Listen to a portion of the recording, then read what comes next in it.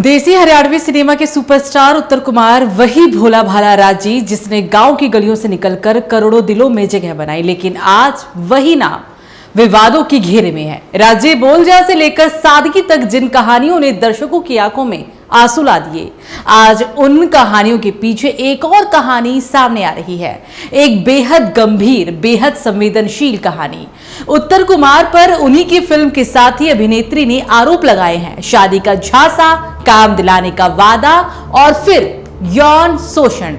पीड़िता का दावा है कि ये सब 2020 से चल रहा था और जब उसने विरोध किया तो उसे धमकियां दी गई, जाति सूचक शब्दों से अपमानित किया गया।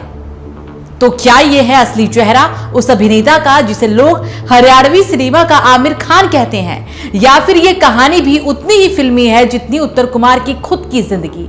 हमारे कैमरे पर उत्तर कुमार के परिवार का कहना था कि ये एक साजिश है, एक सोची समझी साजिश, षड्यंत्र है जिसमें एक्टर विकास बालियान का नाम भी लिया जा रहा है और गिरफ्तारी से पहले 3 करोड़ की भी मांग की गई और पैसे नहीं देने पर ही लड़की ने लखनऊ में आत्मदाह की कोशिश के बाद पुलिस पर दबाव बनाया और फिर जल्दबाजी में उत्तर कुमार की गिरफ्तारी हो गई।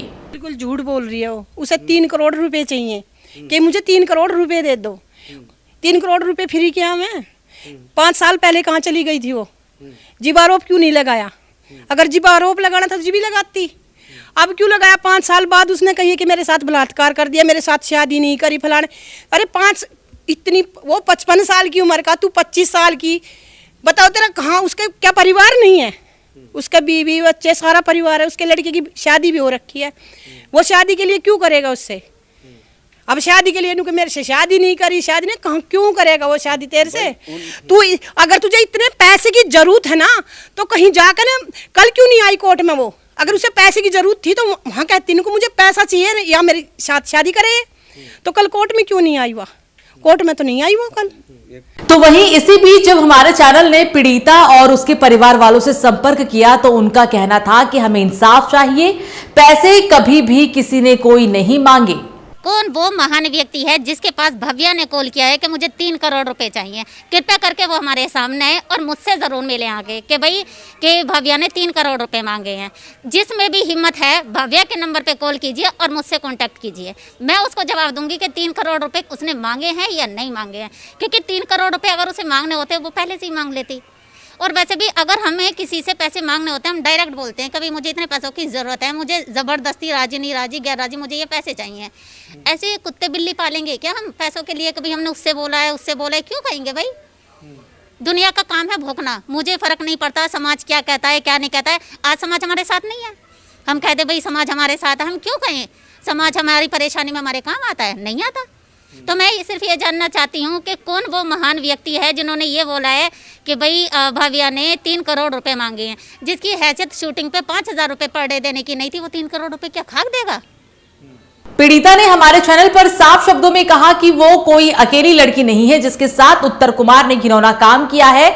इससे पहले भी उन्होंने कई लड़कियों के साथ ये सब कुछ किया है और उत्तर कुमार की पत्नी खुद उत्तर कुमार की हरकतों को दबाने का काम करती रही है। और जो ये बात उनके घर वाले आज बोल रहे हैं, मैं क्या ही बोलूं कि जो उनकी मैडम है, क्या नाम है उनका, राजवाला मैडम, कितना में तो उनका ही हाथ है सेटलमेंट कराने में। मेरे से पहले जो लड़कियां आई हैं और जो विकास चाचा है उन्होंने कितनी लड़कियों का सेटलमेंट करवाया है, मुझसे खुद बोला है। और कहते थे वो लड़कियां आज भी खड़ी हो जाएंगी भव्या जिन लड़कियों का मैंने सेटलमेंट करवाया है। पूछ लो, इनको नहीं पता हो क्या? राजवाला को ना पता हो इनके बारे में कि इसका पति कैसा है?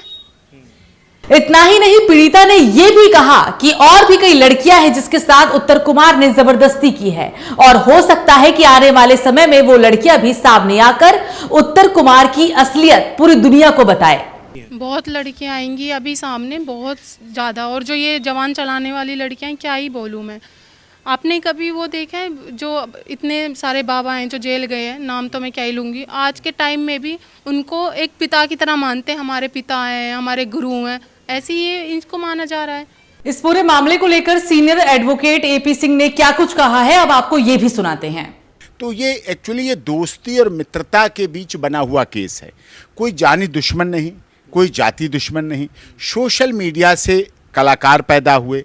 रज्जी वो गाना आया था, फिल्म जो गाया गया था उसकी वो कलाकार है। हाँ, निचले परिवार से आई, गरीब परिवार से आई, ऊपर उठी, मेहनत करके ऊपर तक पहुंची।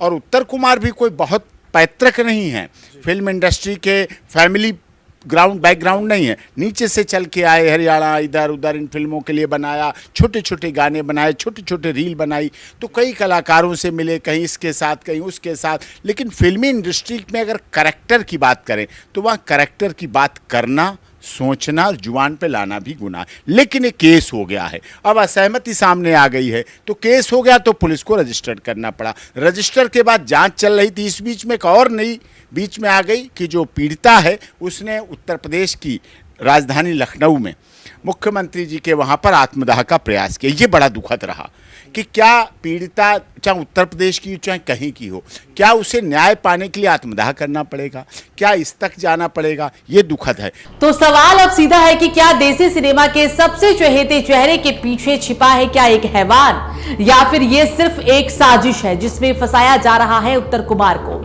एक तरफ पीड़िता की चीखें हैं, आरोप है, आंसू है, तो दूसरी तरफ उत्तर कुमार के परिवार का दावा है कि सब कुछ झूठ है, साजिश है, पैसे के लिए बदनाम किया जा रहा है। पर सच्चाई क्या है, कौन सच बोल रहा है, कौन झूठ, ये अब अदालत तय करेगी, कानून तय करेगा। हमारा काम है सच दिखाना, और वो भी बिना किसी पूर्वग्रह के।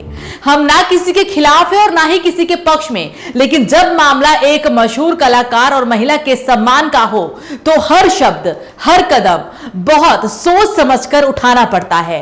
अब नजरें टिकी है अदालत पर, जहां साबित होगा कि क्या उत्तर कुमार वाकई राजी जैसा मासूम है या फिर पर्दे के पीछे की परछाइयों में छिपा हुआ कोई चेहरा। हम लाते रहेंगे इस मामले पर हर अपडेट, क्योंकि ये सिर्फ एक केस नहीं, ये समाज में बढ़ती बहस और न्याय बना नाटक है और सच्चाई बना साजिश की है।